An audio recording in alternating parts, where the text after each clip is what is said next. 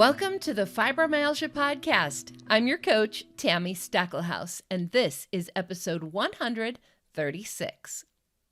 If you find yourself constantly chasing new wellness trends or ticking off an endless list of self-care rituals, this episode is for you. Today, we are exploring how self-care can turn into self-sabotage and how healing work can become a burden rather than a relief. You might actually need to do less in order to feel better. We'll share the science that shows us that focusing too much on eliminating pain can, in fact, amplify it. And we'll discuss the fine line between acknowledging the power our minds have over our physical pain and recognizing when our pain has real, tangible causes. Sometimes true healing requires us to get comfortable with feeling uncomfortable. Today, I am joined by Dr. Andrea Moore. She is a doctor of physical therapy, board-certified orthopedic specialist. She is a nutritional therapy practitioner and a certified life coach. And while those are her professional qualifications, she is also a mom, a wife, and a recovering health perfectionist. She also has her own chronic pain story, which she will be sharing in today's episode. Her entire career path has been based on trying to fix everything that is, quote, wrong with her. She has dealt with chronic pain, digestive issues, post-concussive syndrome, brain fog, anxiety, depression, PMS, and ADD, all by the age of 26. She now helps those suffering with chronic pain, whether it be physical or emotional pain, to find harmony and safety within their bodies so that they can focus on the things that matter most: family, friends, and finding joy in life through different passions. You can find Dr. Andrea Moore on her podcast, Unweaving Chronic Pain. And if you look back last month in May, I was a guest on her podcast. So you can hear another conversation between Dr. Andrea and I on that episode. We'll link to that in today's show notes. I also want to remind you, as always, the information that you will hear us discuss in today's podcast should not be considered medical or mental health advice, nor is it intended to replace consulting with a qualified physician or other healthcare provider. We hope that we give you some new ideas that you can take and discuss with the professionals in your life. And of course, if you need help, we will have information on how to connect with Dr. Andrea or with me or one of my coaches in today's show notes. Just go to fibromyalgiapodcast.com/136. Hi, welcome. I'm so glad to have you on my podcast. I know. I'm so excited to talk to you more. We had so much fun the last time. I know. Now, I read your bio a few minutes ago in the introduction, but I would love to hear more about your own chronic pain story. Like I said to you right before we started recording, you're not just a doctor who knows something about chronic pain. You have your own experience of it, and that which I think is, it's going to sound funny, but I think is fantastic. Not fantastic that you have your own chronic pain, but that you can talk to your patients and your clients in a way from experience, right? Absolutely, yes. And I always tell people I feel like my story is so convoluted, but I will do my best to kind of gather a few parts of it. In that I had chronic pain for as long as I could remember. My sister, and like as we're talking now as adults and stuff, is like, yeah, I remember you always complaining about your joints hurting and, things like that. Except my whole life, it just got blown off. I grew up with parents who are from communist Eastern Europe, like from Czechoslovakia. Like, they don't have time for anything. It's not, your leg is literally falling off. And my dad's a doctor, my mom's a dentist, which just, if anyone has medical parents, that just makes it worse, because it's like, literally, unless you're dying, they're like, you're fine. Right. So it took me, I did not obviously know this at the time, but I had this moment. So I had well, let me back up. So I had chronic pain my whole life. And I remember really acutely in physical therapy school, which is not why I went to physical therapy school at all, by the way. Because I actually had a very, it sounds weird, but a lack of awareness of my chronic pain, because I would have never called it that. I was in pain all the time and I was aware I was. I just always thought that I was being a baby about it. Like I thought everybody else was experiencing this too, and that I was the one who couldn't handle it. So, like I remember in class, like just being so uncomfortable sitting because like my hips and low back would just be like so irritating. Like I could not sit for any like given period of time or stand for, very long, things like that. I worked out a ton though. And so it's like my legs would literally like give out going up and down the stairs from like knee pain and, things like that. And I just thought, I'm like, oh, I worked out really hard at the gym. And everything was brushing it off. And I remember this moment after working for probably a year or so. And in PT school, you're kind of trained to ask somebody comes in, maybe they come in for knee pain or back pain. And he always asks the question, like, what else hurts? And after having a certain number of people be like, nothing. And I'd be like, I mean, what do you mean nothing else hurts? Obviously, something else has to hurt. And like, I remember this one guy in particular, I have no idea why, but I was like, almost like pressing him. And he's probably like, what is wrong with my PT? Because I was like, I mean, something else has to hurt. Like, what do you mean nothing hurts? Like, your shoulder. And he's like, no, like I'm literally fine everywhere else. And it was this like moment of like, not everyone else has this. Like, whoa, like mind blown. And so that was a moment that was like, this is really interesting. Maybe I don't have to live like this. Mm-hmm. And so that really started me on my own journey, because I realized that I didn't have, despite having my doctorate in physical therapy, nothing I was really doing to try to help myself, because I was doing things to try to help, right? Like I was trying to incorporate exercises and things like that. Nothing really was getting to it. I even was seeing PTs and I was kind of getting like nothing's really wrong. Like we can't figure anything out, right?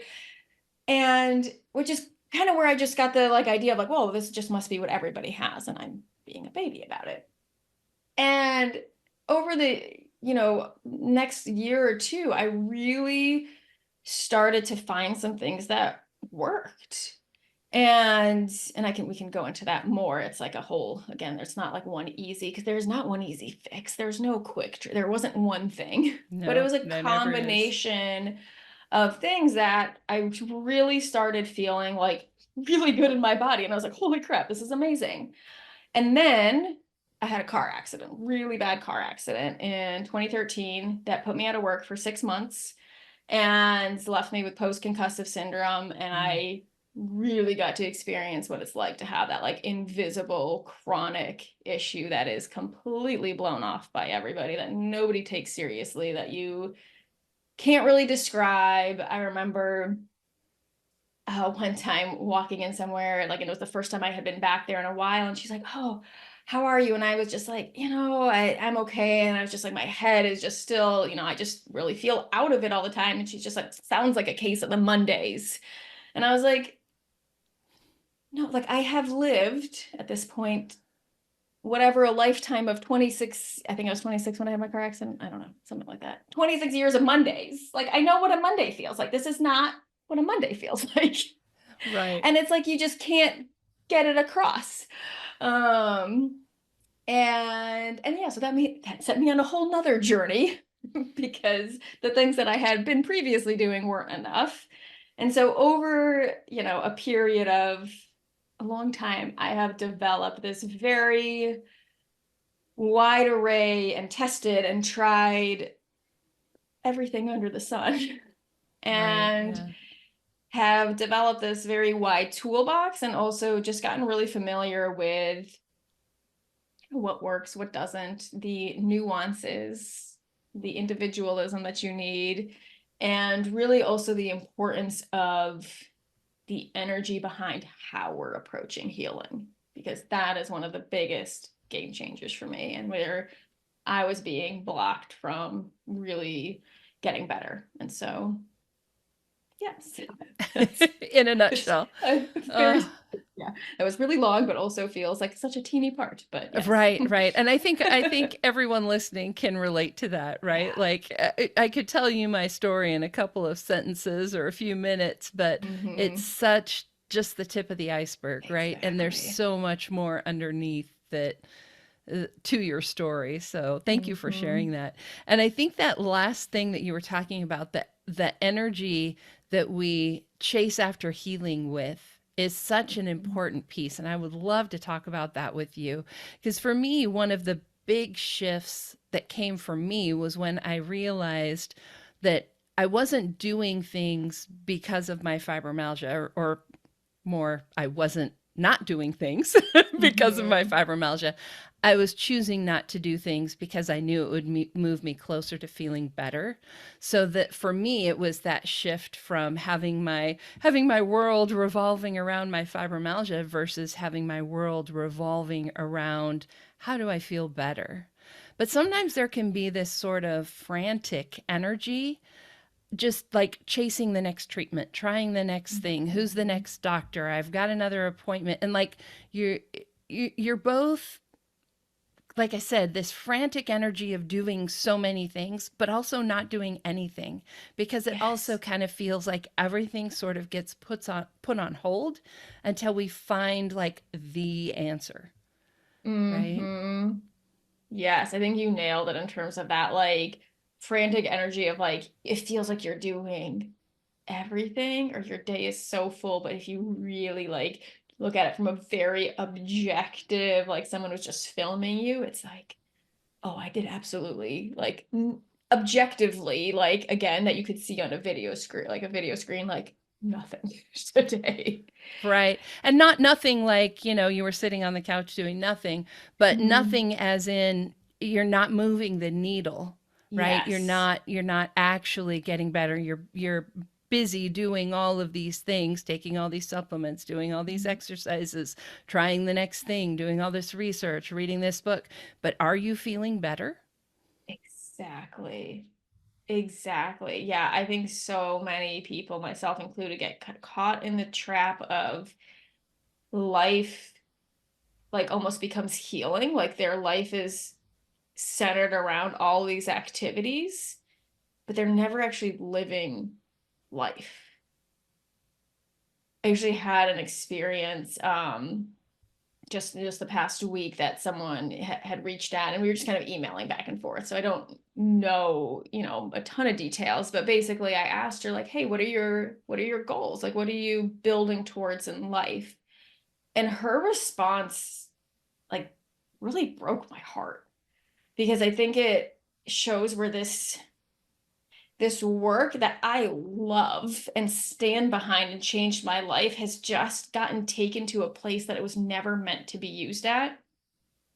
Because she listed out, and this was a long reply she had to me, and every goal was some type of thing or technique she had heard. Like it was like, every day I'm going to do, this is why Huberman came up, like 20 Huberman sighs, which I have no idea what the hell those are. Like 20 of this type of breath. I'm going to breathe this way for 5 minutes. I'm going to do this, some person's meditation about pain. I'm going to do, right. It was like this long, and I was like, this isn't a life goal. These are, and I specifically asked, what are you building towards in life? Not like, oh, what are your habits that you want to accomplish every day, which is a very different question.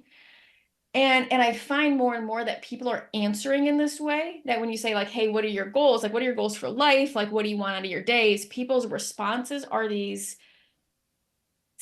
self-care things that are beautiful, right? Like nothing in, it was not dissing on it. I have no idea what Huberman sighs. I wasn't dissing on them. I'm sure they're great. I sigh a lot. I'm sure it's fantastic. No, but it's that's not, is that really like what you want written on your gravestone of like, I breathed super well, Yes. Yeah. And I used to say this as a nutritional therapist when I was doing nutritional therapy was, do you want she ate really well written on your gravestone? Like, is that what you're doing this for? Or are you eating really well or doing this meditation or these mindfulness techniques so you can go live your life.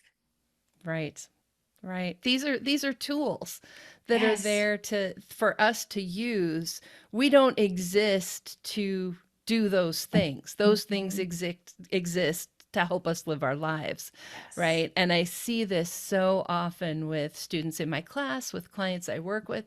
Sometimes people actually have to do less to feel better. Totally.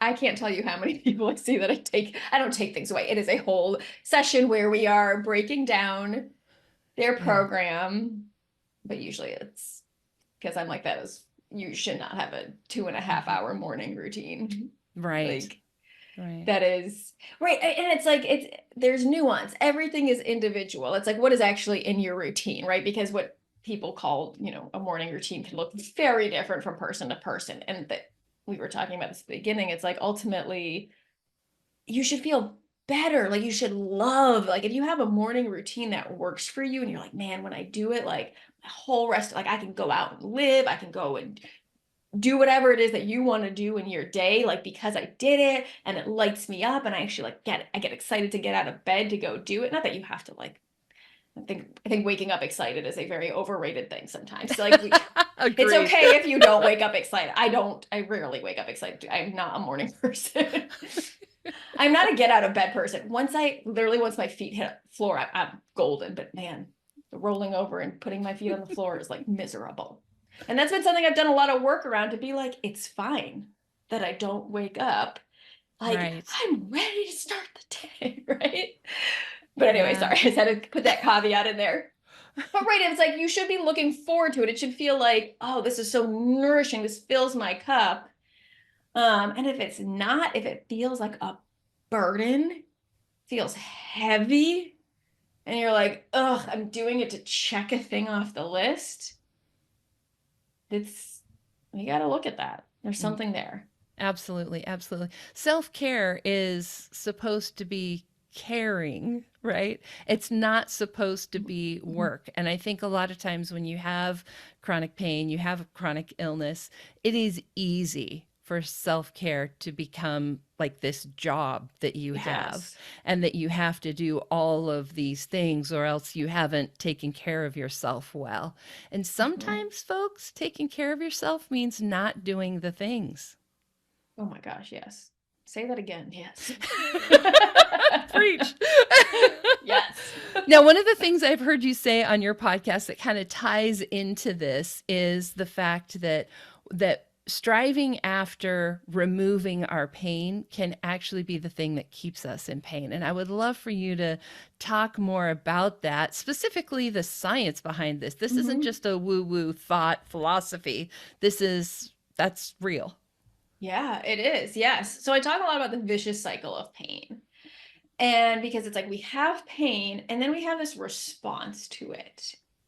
And that response can really either keep us in a cycle of pain or it can remove us out of the cycle, the vicious cycle of pain, and send us on a different path, which could feel like a path that often feels a whole lot better to be on.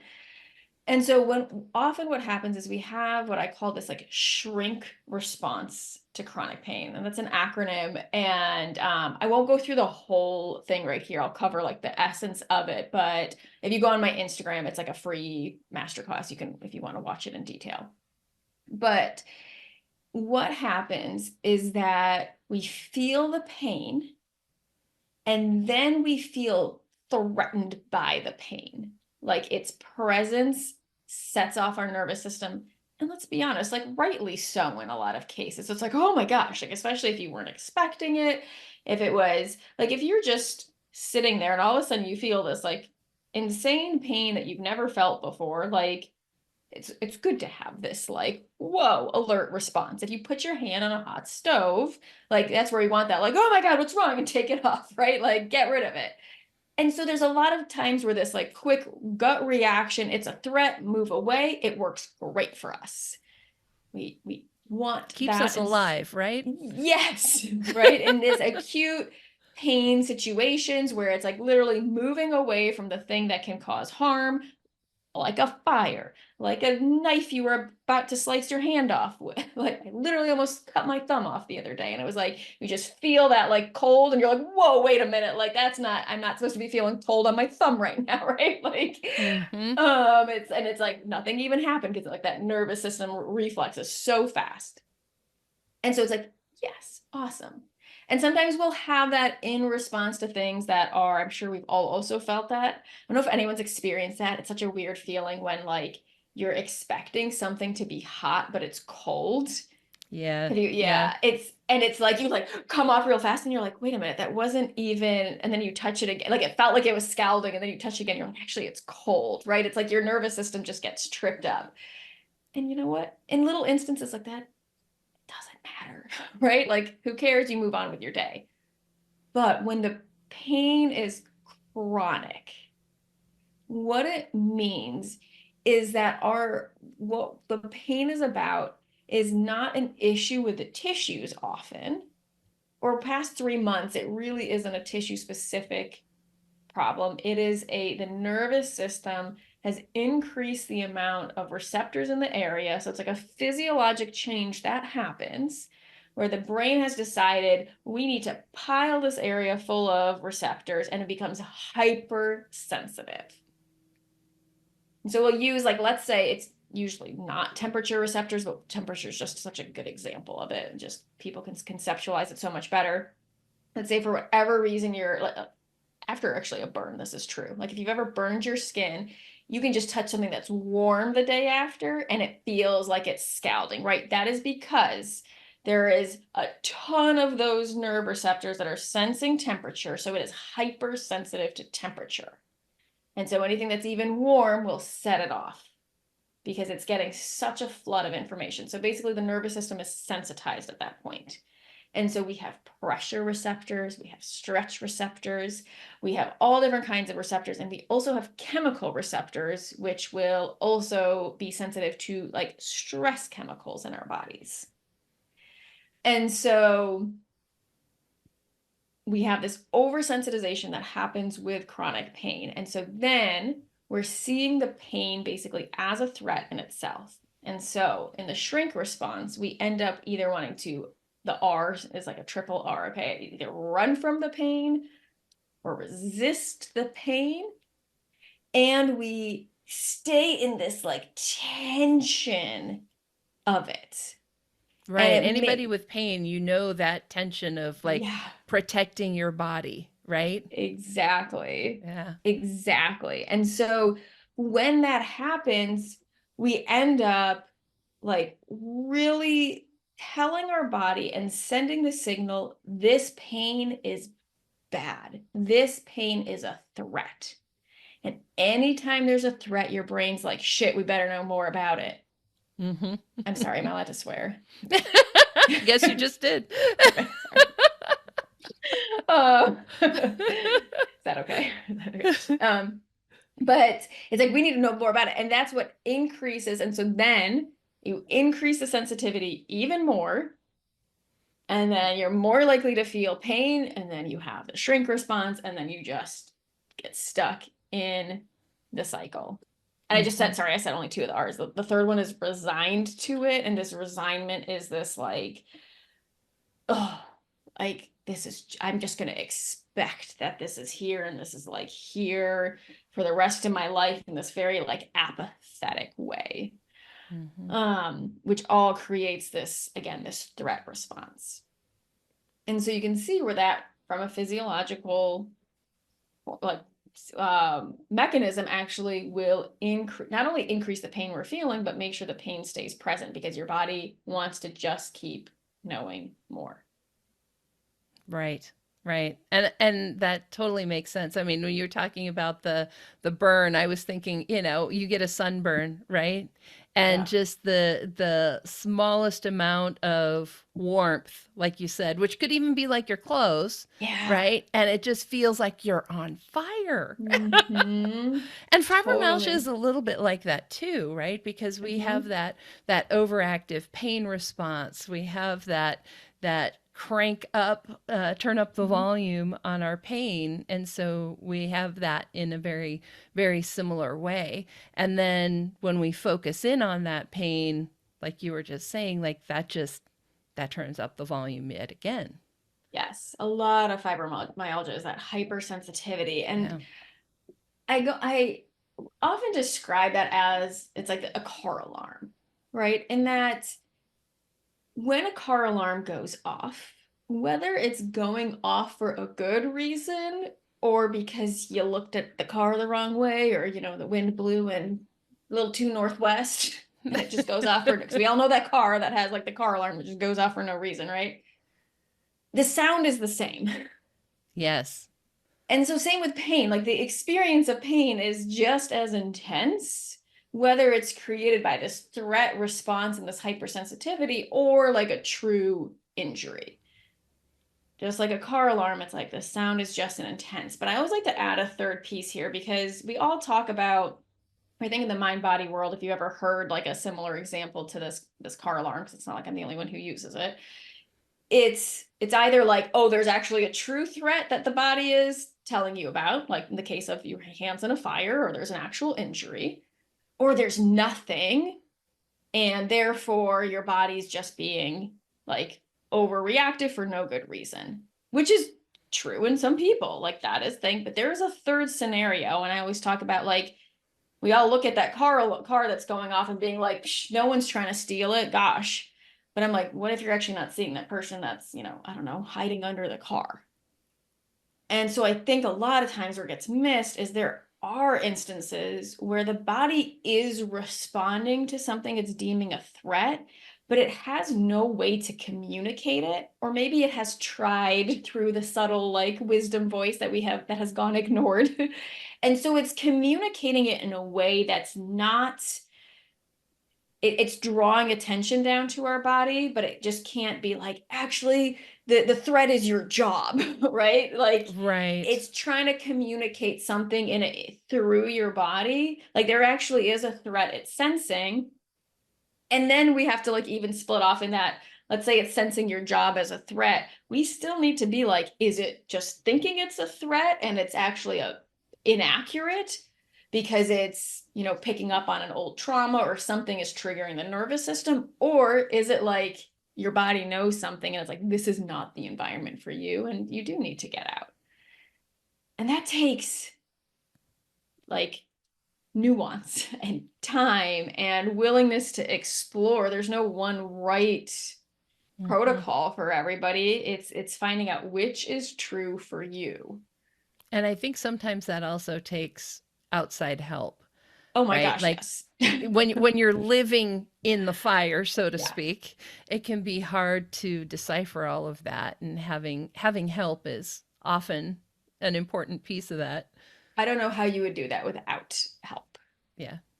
I need help. Like I know how to do this for other people, and I'm sure you do it for other people. It's like you need, whether it is, someone that you are hiring like Tami or myself to really guide you through and ask the right questions and direct you. Or, I'm sure you felt this too in other scenarios where you're just trying to make a decision. Maybe it's not something as loaded as chronic pain, and you just need someone to ask that right question. And you just like instantly know the right answer. Whether or not you agree with the person or not. Sometimes you like just need something to push back on, or I do this to my sister all the time. I'll like call her and ask for advice, and I usually am just like, your advice is terrible, but now I know exactly what to do. I'm like, thank you. I just needed to hear give me horrible advice. Well, right, you just go ahead. As a coach, I think that's actually what we do more is ask the right questions more than give the right advice. Absolutely. Right? I know people are always like sometimes I'll be like, here's what I'm putting together, or this is what I'm getting a sense of, and people will be like, no, it's not that at all. It's XYZ. And I'm like, there you go. Awesome. Like, had I not said the wrong thing, you wouldn't know what the right wouldn't thing have was. come to the right. It's like you just need that something to respond to a lot of times, and someone to just take you through that. That's, you can't do that. I mean, we can sort of do it for ourselves, but not, I mean, that's very challenging to do so if you're yourself. listening and you've tried this on for yourself to try to get down to the answers on some of these things, you might need someone to help you with this. And that might be why you're stuck. 100%. And there's no Yeah. shame in that at all. We are like No. human social beings, and like we're meant to have that interaction. Mm-hmm. Yep. You know, another piece of this too is this idea of feeling safe in your own body. You know, as somebody with fibromyalgia, you know, and I have other kinds of chronic pain, I have chronic migraines and things like that. Mm-hmm. Sometimes your body does not feel like a very safe place to be, right? Mm-hmm. And that can also perpetuate the situation, right? Like you were talking about, as we were talking about these added receptors and how, you know, our body pays more attention. Well, if that unsafe place isn't your job, it's your body, now Yep. what? Oh my gosh, I love this question. So, one thing that I talk about a lot is a concept of like body harmony and like body respect. And I think I just want to like preface what I'm going to say too, just with those pieces, because I think when you start talking about our bodies, a lot of people have read so much about, this was me, by the way, and my clients are like similar. So, you know, maybe you relate or not, but we read so much like, oh, you should love yourself, or, oh, you should do this. And it feels so loaded to even talk about this relationship with your body, because you're like, oh no, I know I don't love myself. And then you just get anxious about it.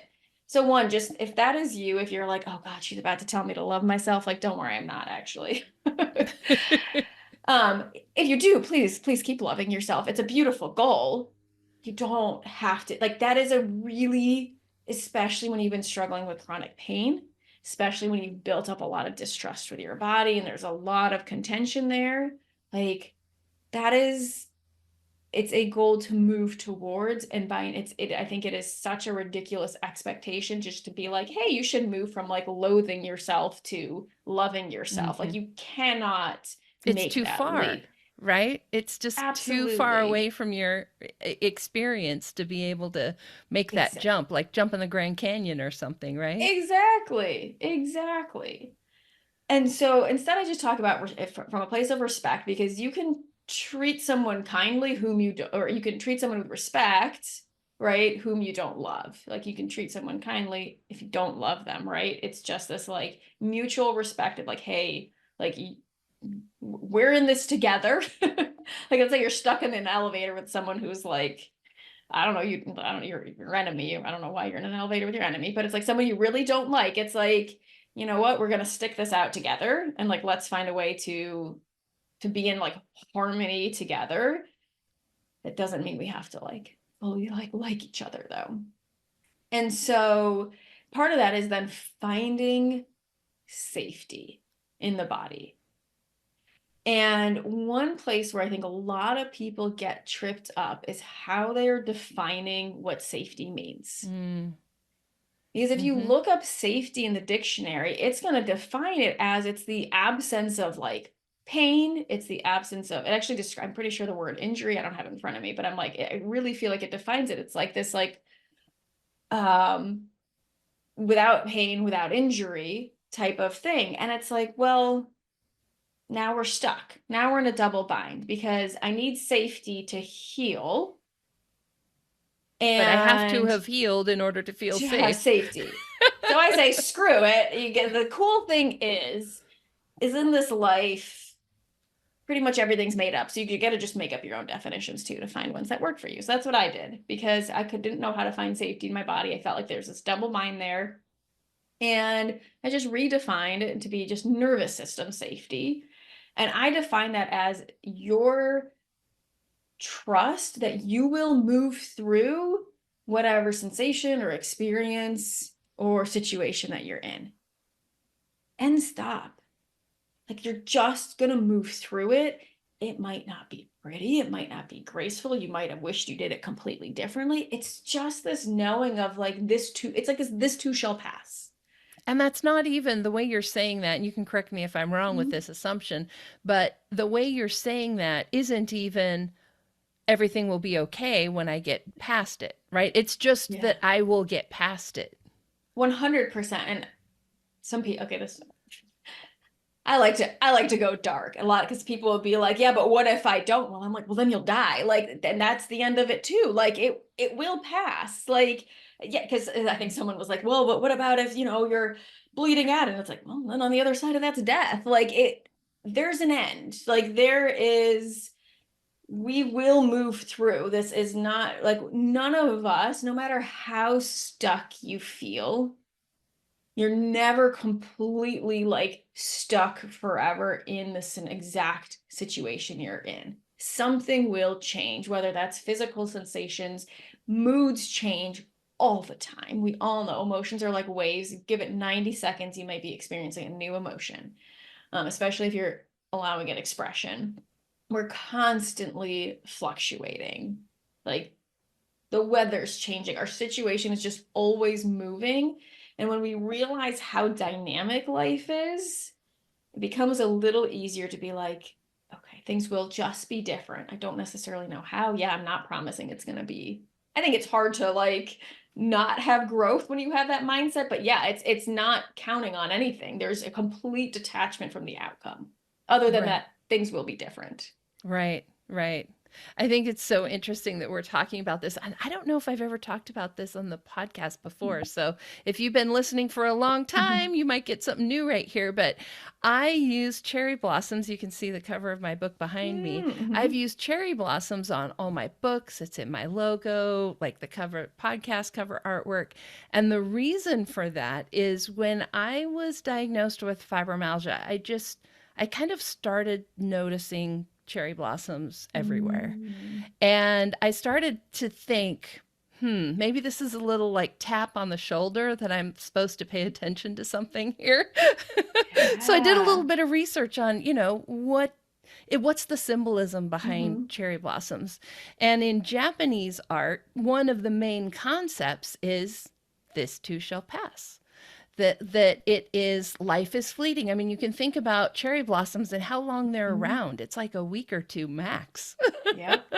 Right? Yeah. So it is this idea that whatever we're going through, it's not going to be forever. And it's even maybe going to be short, even if it feels like long. And there's a whole lot more to the cherry blossom thing, but that was the relevant bit. And I think that is a very important piece for us to remember with fibromyalgia, with any chronic illness, chronic pain. Like that word chronic means it's going to be around for a while, but that doesn't mean it's the same intensity all the time. That doesn't mean how we feel about it is going to be the same forever, right? Like it is going to change and the blossoms will fade. Absolutely. No, I love that. I love cherry blossoms. That's awesome. That's really, really cool. Yeah. Yeah. And one thing I want to add to the nervous system safety piece too is I think we've gotten kind of obsessed with this concept of like nervous system regulation. We're like, oh, we should feel totally calm all the time. And so people have started, one, that's completely wrong, but people have started, I've noticed a shift in how clients have come to me basically over the past, I would say, year or two, where there is now I'm feeling anxious, I'm feeling angry, I'm feeling sad. And there's this this feeling of that's wrong. I shouldn't feel that way because I should be perfectly regulated. And so now what's happening, it's so funny because I feel like we've come full circle, right? From like a generation of parents who we didn't feel like we don't talk about emotions at all and we repress them to now we're all like, let's talk about them, but let's make them bad when we feel them. It's like this very confusing place we've come to where I'm like, and somehow we're back at repressing emotions and shitting on them. Sorry. Right. And so people feel an emotion and they're like, maybe they're out with their family and all of a sudden they just have this wave of sadness that comes in and they're like, oh, what's wrong? Why am I feeling sad? I'm not supposed to be sad. I should be happy when I'm with my family. And then they get anxious about it and then they judge it and then they wonder why it's there. And then they send their system in a tailspin. And I've been here. I'm not judging this at all. This 100% was what I did too.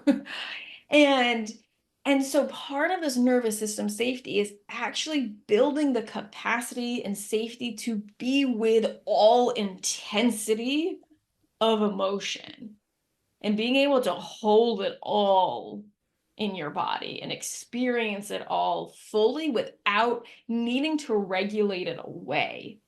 Because so often people are using this concept of nervous system regulation as just another way to repress or bypass.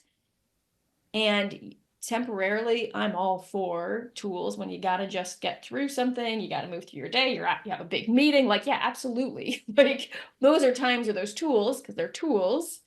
If you don't want to like start crying in front of your boss, awesome. Use those tools. Find that like more regulated, calm place. But then you got to feel it somewhere else because it's going to come out in another way if you don't.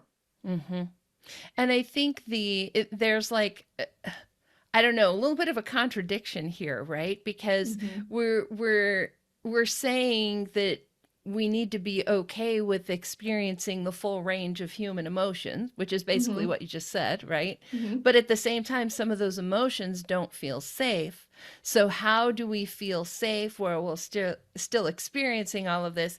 And it can feel like a huge contradiction, Well, right? one, all this work is always a contradiction. There's paradoxes all over it because life is so I think just seeing it, like we have night and day, right? This is the way I always say it with people of we need to rest, but you know that you don't have to sleep all day, right? You know you need to eat and feed yourself, but we know that we don't eat all day. We know we have to go pee, but we don't pee all day, right? So it's just this reminder, we actually have a whole lot of areas in life that we're very comfortable with being like, oh, make sure you eat food today, where we're not like, okay, so you're only going to eat for 20 minutes 3 times a day and then have right? Like that we don't have to have all these caveats around, and that we're very comfortable with these paradoxes that exist. But within our bodies, with this emotional work, these paradoxes can feel intense to hold. That's where you'll get these different almost schools of thought. And I find so often I mean, some people will say it in an extreme way that I don't agree with, but when you look at the basic tool level, usually so many are applicable. It's that people are using them wrong or only using one tool, right? Like they've taken and they're trying to apply it to everything. Whereas it's like, no, I actually do deep healing work where we are doing deep emotional, intense expression and holding and deep trauma rewiring and all kinds of things. And I tell people this is in the container of this session, or in the container of here, this 20-minute audio I have given you, or you're going to do whatever you're going to do, and then no more. And then like you get to do other things in your life, then you put it away, you pocket it for later. Like we can't be analyzing our emotions at all times or trying to make all the space or trying to do deep healing work all the time, because then we go one crazy. Like, I mean, it will kind of drive you crazy. I don't have a better way to say that. And it's not helpful. It becomes too much, just like sleeping too much, eating too much, exercising too much, even you could be outside too much, right? It's like there is a place for this balance here. I think it's embracing that both and concept, Yes. right? Like the world right now seems to be very either or, and we need a whole lot more both and, right? Like, yes, fibromyalgia is a real physical medical condition, and your brain, your emotions have a part in that too, right? Meditation is awesome, and you could probably take that too far too. Oh, yes, Right. you can. I have had someone who literally meditated, I think, for 4 hours a day. Wow. Because it was the only place she felt safe. Mm-hmm. And it was a complete escape. It was a way to escape life. And it would be no different than alcohol or binge watching TV or reading too much, which is my drug of choice. But yes, escapism. Yes. Yeah. And I think, and I always tell people with things like this, like coping mechanisms like this or escapism, like, again, it's not making it wrong to have those, right? If you are, let's say you do healing work, if you've done it, it's taxing. It is work. I think some people try to be like, oh, it's play. I'm like, it's not, it is work. I don't really stray away from that. It's hard. It can be intense. It can be a lot. And sometimes you do need to escape. It's just doing it with intention. Yeah. And if your, drug of choice is reading or getting outside or meditating, then like, awesome. Like that's great. That's a much healthier choice. And if you're trying to achieve certain goals in life and you feel like you're getting stuck and you finding yourself escape a lot, there's probably something that you're not looking at underneath. Right, right. And it makes me think of, for those of you listening, I will put this in a link to this video in the show notes. Today's show notes will be at fibromyalgiapodcast.com/136. But there was a video floating around, and I can't remember the school, but it was a basketball coach talking about how we need to do hard better, but that things are always going to be hard. As you get better at something, there will be a new level of hard. And and when I first read that, I was thinking, as a business owner, right? As you up level your business, like there's always another hard thing, right? And we just have to be more comfortable being uncomfortable. But I think that's true with our health, particularly with uncomfortable things like chronic pain or emotional trauma or whatever it is, right? Like we have to get better at doing hard things, because those hard things are actually where the life is. Oh my gosh. Yes. Yes, yes, yes. Like 100% that. I love that so much because one of my big things is finding more comfort in being uncomfortable. And it's intentionally, this is not about suffering needlessly. 100%, right. Like, I just want to throw in that caveat. Like, I think people will just, again, this is where the black and white thinking comes in, or we just go to extreme. People are like, oh, so if I sprain my ankle, I should just like meditate it away. If I'm in an abusive marriage, then I should just be more comfortable with that. No, that is not what we're saying. No, not at all. It is though, we'll go to those examples though. It is the willingness to see where you are and meet yourself where you are in full like awareness of the current reality that is around you. And a lot of times we don't want to do that. We don't want to look. Whether like, it's almost like not wanting to look at like, ooh, that wound is gross, right? And it's like, I don't want to look at the mess that just got made. Just don't even show it to me, right? It's like we have that like, ugh. And it's like a natural reaction. Again, nothing's wrong with any just like kind of quick reaction or just that like instinctual reaction that we have. It's just being like, oh, I can see where I'm looking away and wanting to, again, resist it or run from it or just be totally resigned to it. So we can have that shrink response to anything in life, not just pain. And when we can instead just be like willing to look and like, let's take that abusive situation to be like, here, I am in this marriage. This abuse is happening, and being willing to name it, to like not understand it from like, oh, like from an analyst, but to understand like what's the actual like abuse happening and what does this mean for me? Like, am I physically safe? Do I need to leave this house right now? Do you know what I mean? It's like, what's the level of intensity here to be like, what's my financial situation? Where could I get at? Right. To like, it takes this, like, I got to look head on at the situation to be able to get myself out of it. Mm-hmm. And I'll use the example of like, let's say you broke a bone and you're going to a surgeon and the surgeon's like, oh, that's disgusting. I don't want to look. We're just going to kind of fix it. And he's like looking away the whole time while trying to like throw some patches at, like, you're not going to feel good about that. You're also not going to feel good if he's just like, all right, let's get in right away and like fix it up. And he hasn't even taken time to really, It's like, no, we got to like step back and be like, okay, like who are you? What are your goals?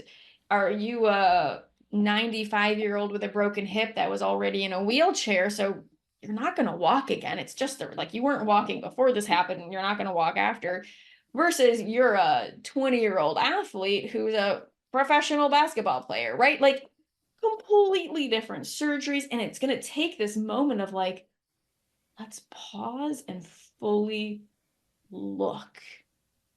What can be done? Mm-hmm. And we don't want to like, we all run from that pause because we want to jump into like, okay, urgency, that frantic urgency. Let's fix it. Let's fix it. And it's like, no, we got to know what's going on and be willing to look. head onto it. Right. And there's an honesty there that we Mhm. often don't take time to really see, right? Yeah. We either jump in and think we know and make Mhm. quick judgments and things like that, or we don't look at all. And we need to find that middle space of really seeing the truth of the matter, right? Mhm.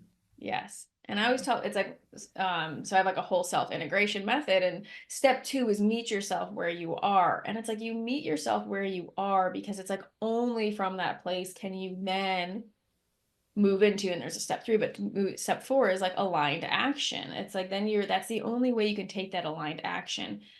And people can get really tense around that idea because they feel like, well, if I fully look at it, or if I come into this acceptance of the current reality, then that means that's how it's going to be forever.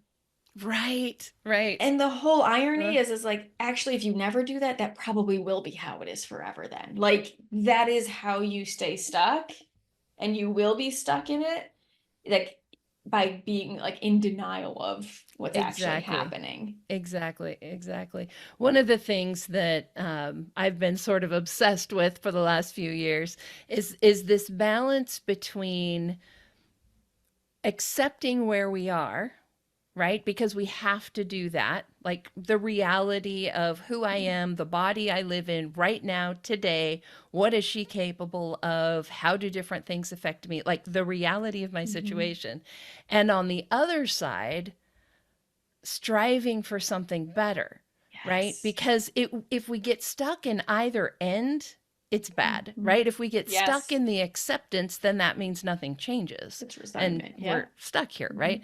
But we can also get stuck in the striving for better and be so like mentally, emotionally in that future place that we're in denial of where we are now. And so Yep. we push ourselves too hard. We don't listen to our bodies and all of these other things. And we have to hold this balance between the two, right? Again, Mm-hmm. it's a both and. We need to Yeah. accept where we are right now today, and we need to not stay there.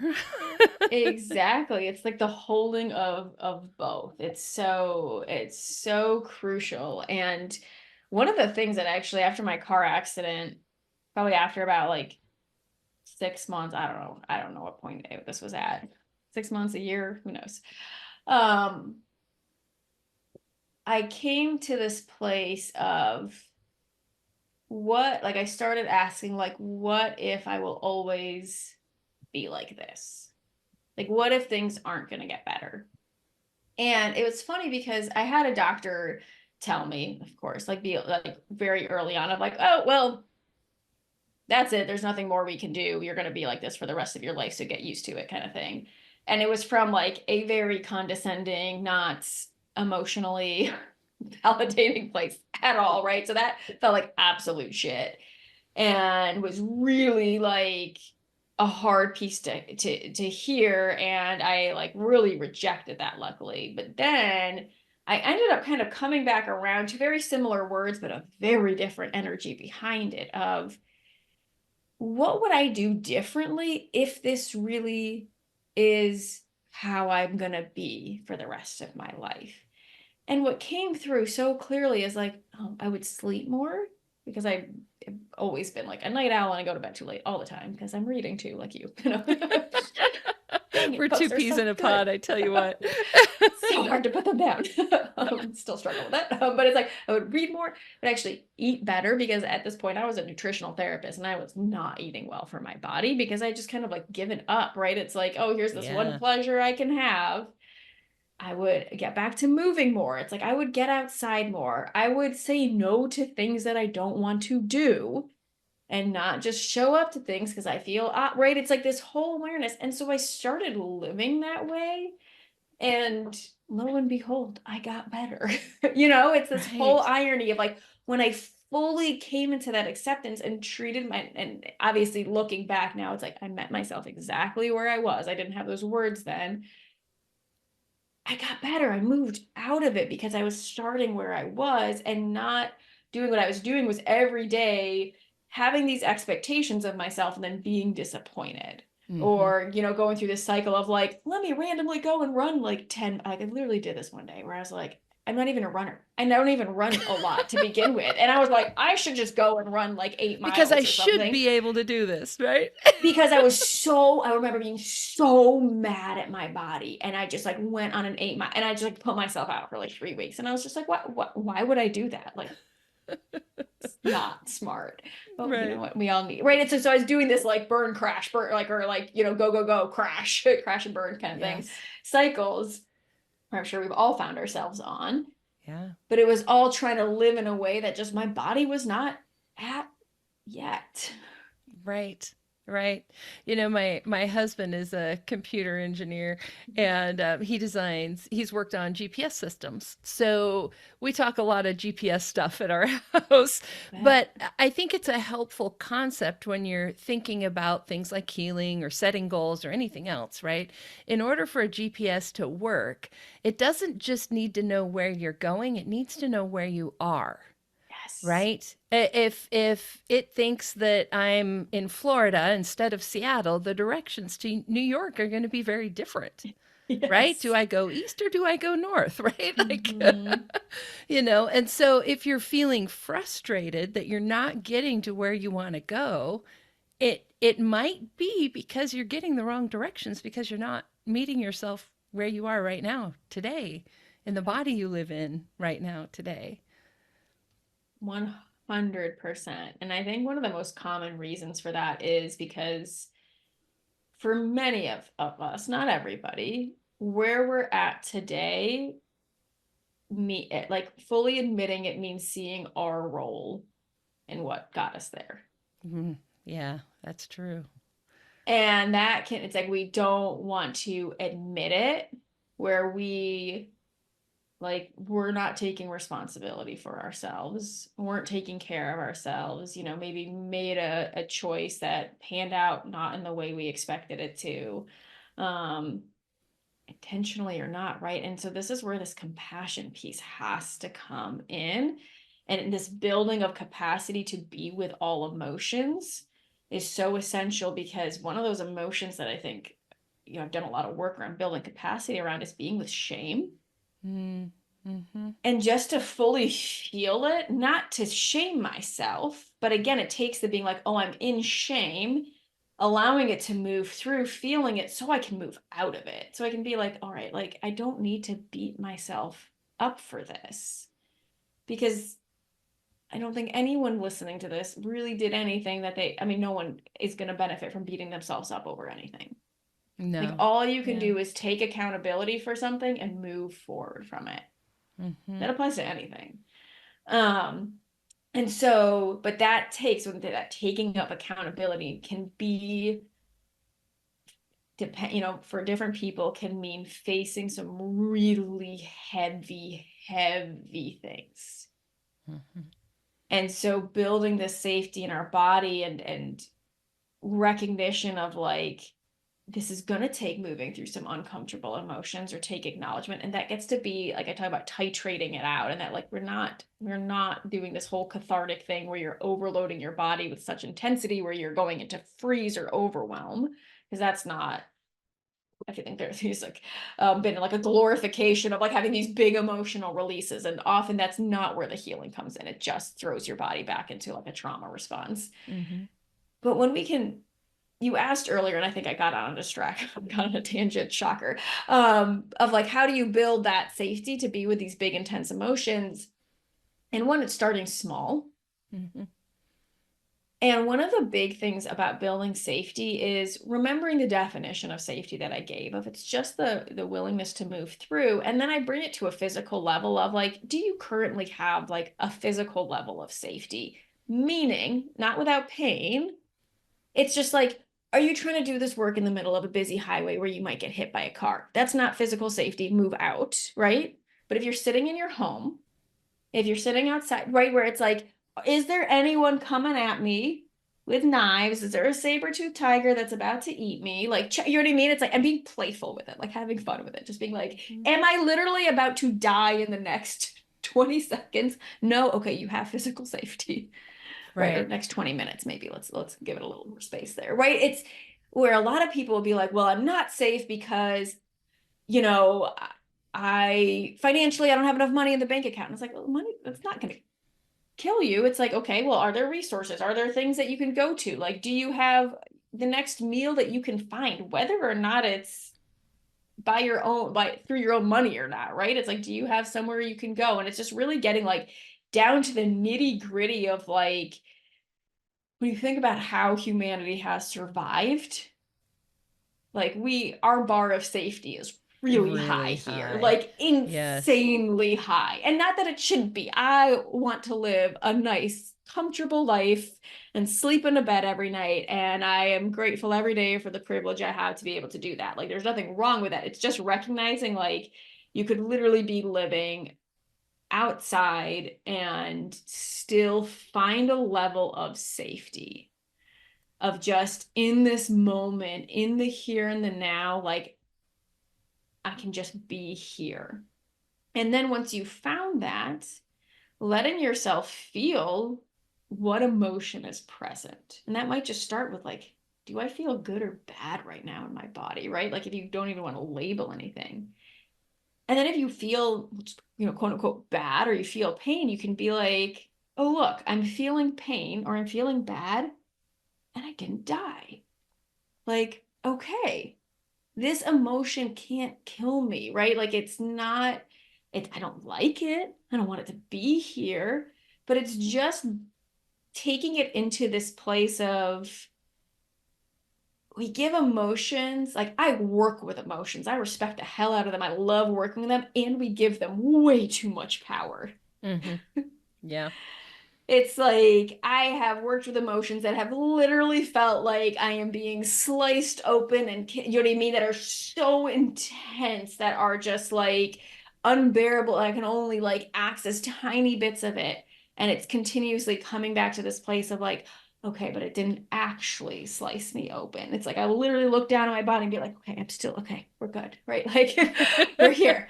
Okay. That anger made me feel like I was going to rip my chest apart, but okay, my chest is still intact. Okay, cool. Like, right? It's just this like check and like having a little bit of playfulness and fun with it at the same time, to be like, okay, like it's intense, but I'm here.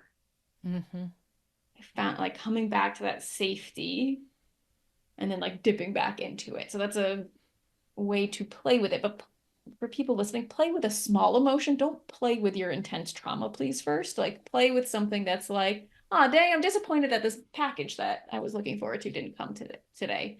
Play with feeling, oh, what's that disappointment feel like? Like just really like letting it just move through and be like, you know, really fully feeling it, making the sound it wants to make, and just giving it that like 90 seconds of expression, if it even needs that much. Right.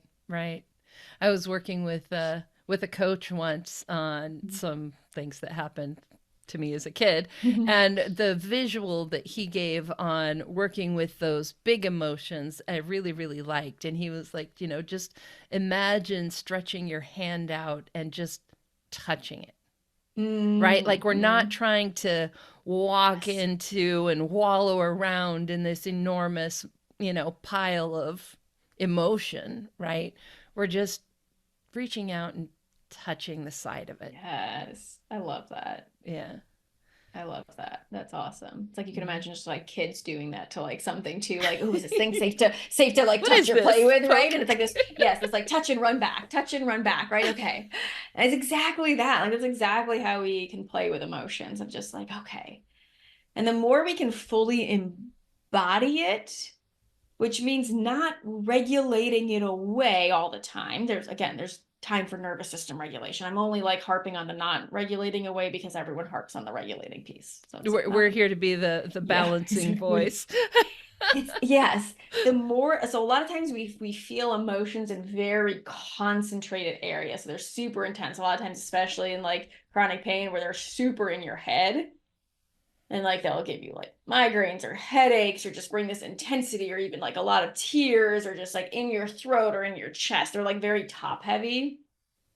And when we actually allow them to move into and have the whole body hold them, which is an intense experience. Like it doesn't necessarily feel great, but it feels better than having it really concentrated. It's like you're distributing like the weight of it. It's like, imagine you went to go get groceries and you're holding them all with like one hand versus distributing them between two hands. Right. So it's like when you really like allow your body to hold what it's capable of holding, and then like build that safety around like, hey, you can hold this, instead of trying to always regulate it away or discharge it away, which can unintentionally teach the body that emotions are dangerous and that they're a threat and that we shouldn't feel them. And, oh, there's one present, we must get rid of it. Right. Yeah. We develop this capacity to just be with, and that as you build your capacity to experience all intensity of emotions, which also includes the good ones, the ones that we want more of, by the way, you get to experience life at such like a richer intensity. Like that sad movie is even sadder and even more heartbreaking, and you feel it with your whole body, but it's like that good, like, oh, like I'm alive. And that happy moment is like, again, this full body happiness that we just can't fully experience when we're constricting it all, or we're trying to keep it all out. Mm-hmm. Yes, I love that. I love that. So as we wrap up, you and I were joking around before I hit the record button that we could easily record a 3-hour podcast, and we could, but we won't today. We will not. So as we wrap up, at the beginning, you talked about a little bit about your story. Just give us a few highlights I know it was it is for all of us always complicated for what helps us feel better, but give us a few highlights. Like if someone is listening and they're like, oh, I can totally relate to her story, what are some things that you would want them to check out that were helpful for you? Well, first, I want people to know that it's something that you said earlier, just like things can always get better. Yeah. Like there's always things that can be like done, and not having it be in this way of, oh, I got to strive for more, and then therefore you're missing out on life. But it's like, truly, it's like we get to constantly be growing and shifting and moving towards something that feels even more aligned for ourselves. And so allowing yourself, I think one of the biggest things was letting myself get the individualized help, because I was trying to do so many things for protocols that just were not working for me, because I just needed like deeper work. And having someone to guide you along that path, like not needing to do it for yourself. I think it's really common with chronic pain that we are like this, we got to control everything. And we don't want anybody else to step in, and that we have resistance to anyone seeing our stuff. It's like, I can't let anyone know I'm a hot mess behind all of this, or right.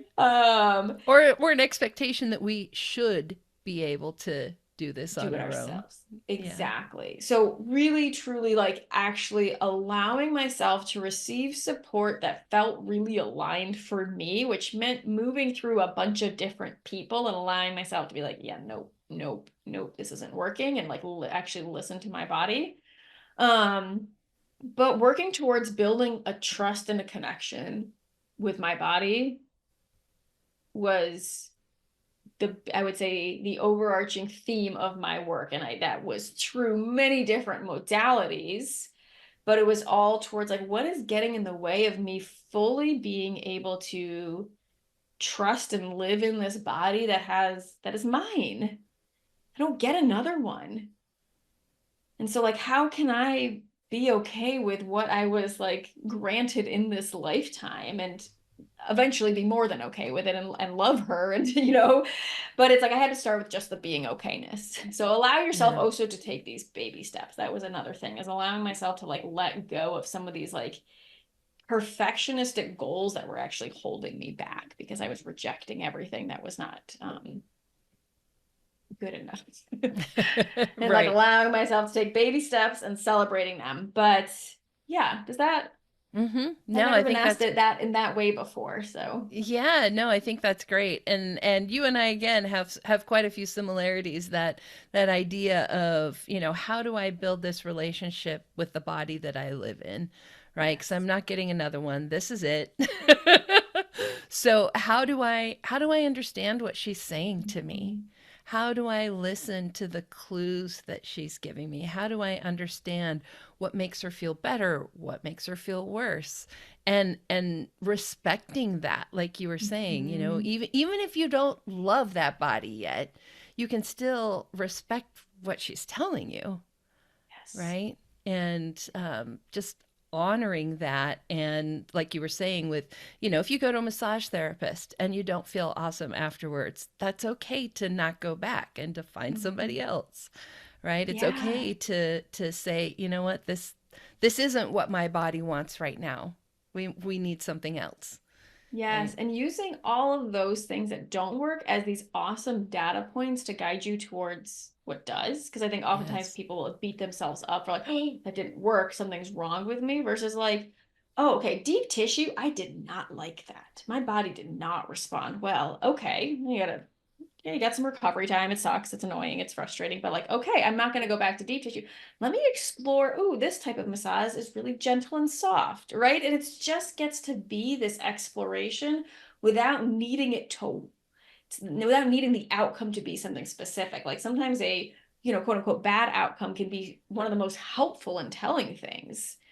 And Yes. so it's like letting Yeah. that be, I guess. And yeah, I just really want to enforce the individualization, especially if you're working with someone.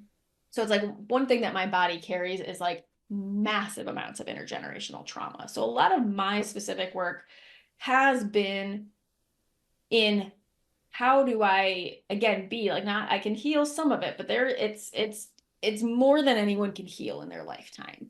And so kind of coming to terms with that is how do I hold it and allow it to strengthen me and not be this thing of like, ugh, here's this like burden that I'm stuck carrying around, but actually like, wow, here it gives me this like really unique perspective and like way I experience life.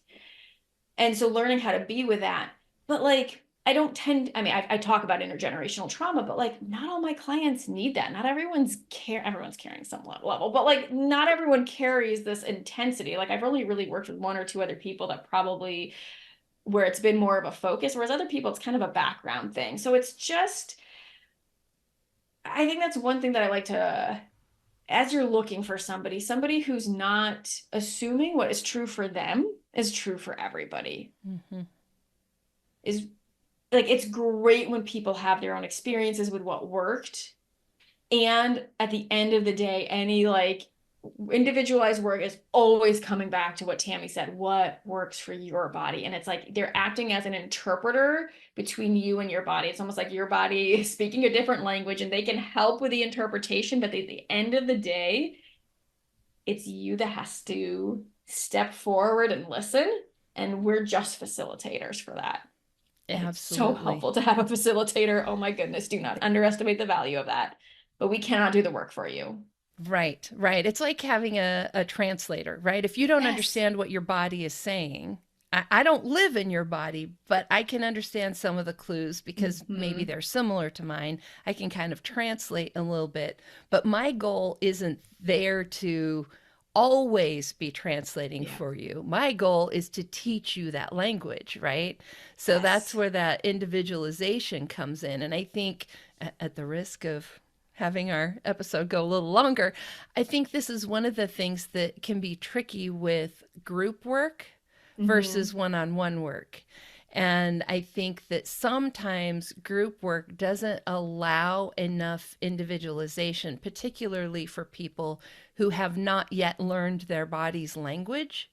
And Totally. I really feel like the group work is better for like education, like the classes I teach, Mm-hmm. of course, are groups, or for people once they've gotten to a certain point where they actually understand what their body is telling them and they just need maybe group support to, keep going, kind of a thing. But I think at the beginning, that one on one time is really, really crucial because everybody's body speaks a different language, and what works for you is different. What you need is different. The trauma, the background that you come in with is different. Yep. Yeah. I completely agree, because it's like I run a group and I love my group, and like the members will rave about it and have such, actually one of them just told me, they're like, oh, a bunch of us all just like met last night on their own and then we talked about how amazing it was. I was like, okay, that's like the most amazing thing I've ever heard. Okay, That's I love awesome. that. Okay, apparently they're doing group without me. I love it.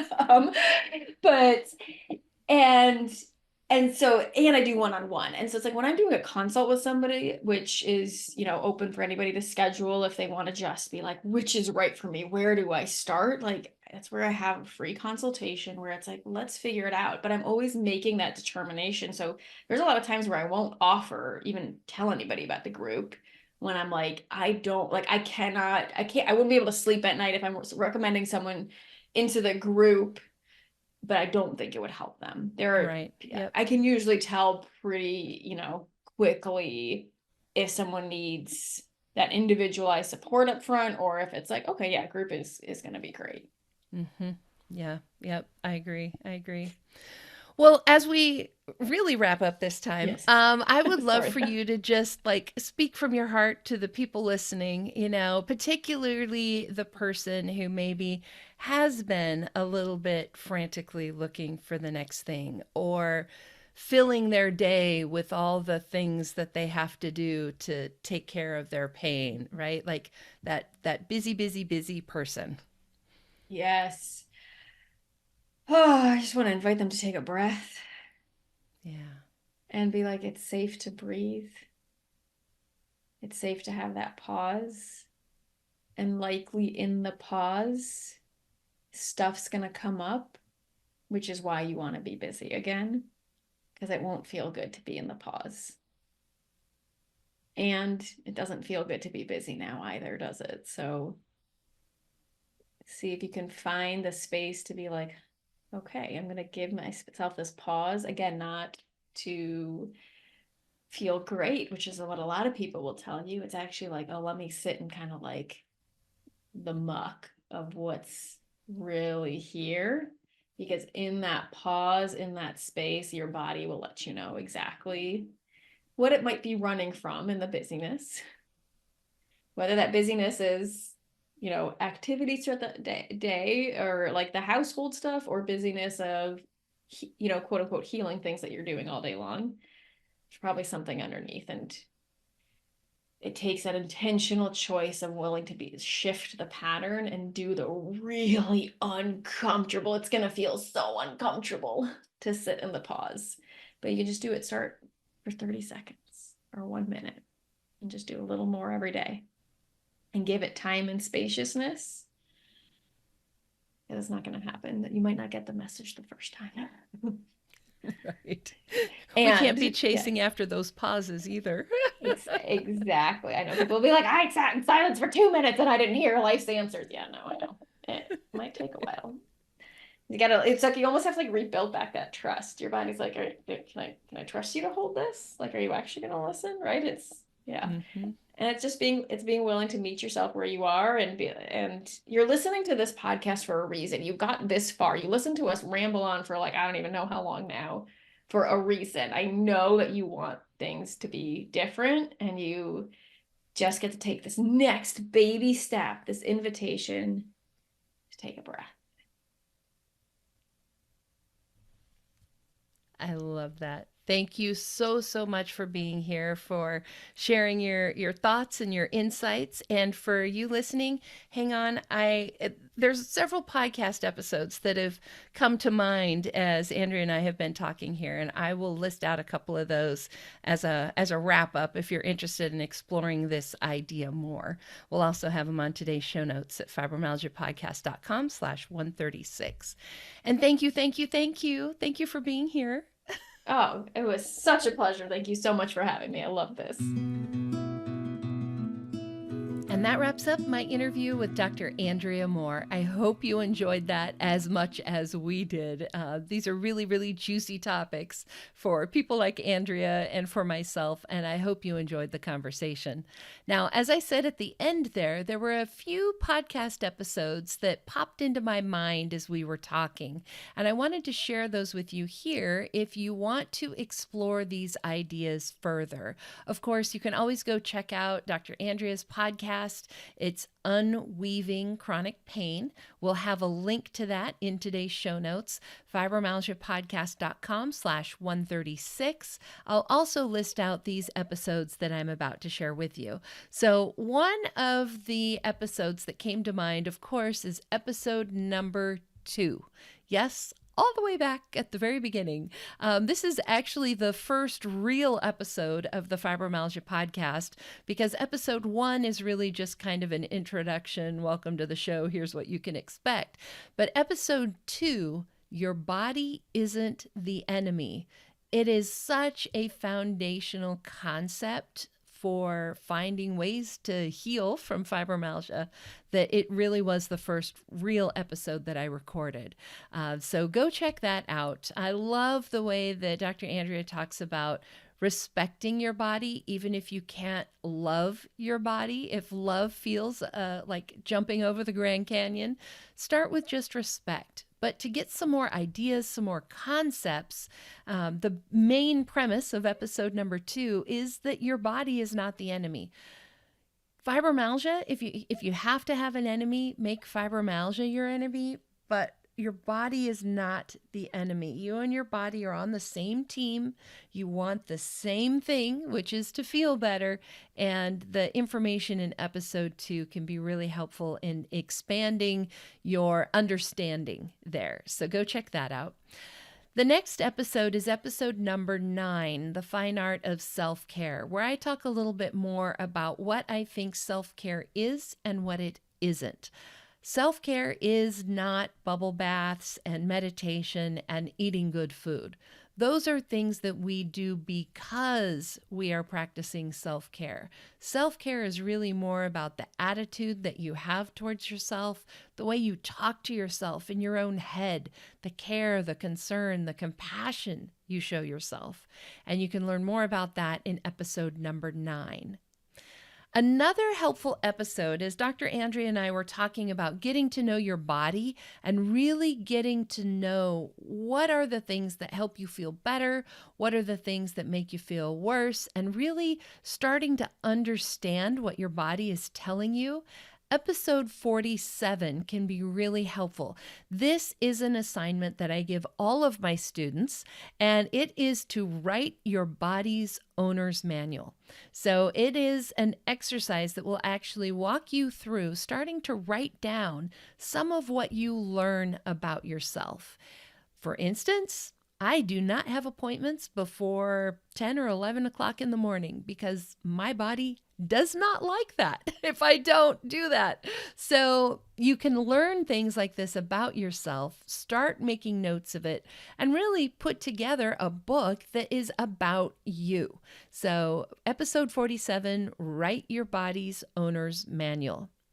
Another piece of this equation that Dr. Andrea and I didn't really talk much about is your fibromyalgia wellness style. Your personality, your natural bent in life, right? How you approach life affects your fibromyalgia symptoms. And this I cover a lot more, the science behind it, how I created the Fibromyalgia Wellness Style Quiz. That is in episode 133. So just a few episodes ago. But go check that out. Go take that Fibromyalgia Wellness Style Quiz. It'll really give you some good insights. If you are the perfectionist, you are the one who is constantly checking everything off. And if you can't check everything off, it causes you stress, right? If you are the playmaker like me, you want to do everything that's fun. And sometimes the things that are good for us aren't necessarily fun. So what do you do about these things? What do you do with your fibromyalgia wellness style? The cool thing is I have put together a email, sort of an advanced profile instruction sheet that I will send you if you sign up for it. Of course, the quiz is free, the advanced profile is free, but I do need your email so I can send it to you. It comes actually over like 5 or 6 days. I break it down into fibro-friendly, bite-sized pieces. You can go through and learn more about your fibromyalgia wellness style, what your strengths are, what your unique challenges are, and really how to improve your fibromyalgia working with your personality, your natural personality, instead of trying to improve your fibromyalgia symptoms in spite of who you are. We want to work with that. So you can find more information about all of that in episode 133. We'll also have a link in today's show notes where you can take that quiz and sign up for those email tips. Again, today's show notes, fibromyalgiapodcast.com/136. And last, I have got this week's listener shout out for you. And this comes to you from Ruth. This is an email I received from Ruth. And Ruth, if you are listening to this, I want you to know that your email made me laugh so hard that my husband asked what was going on.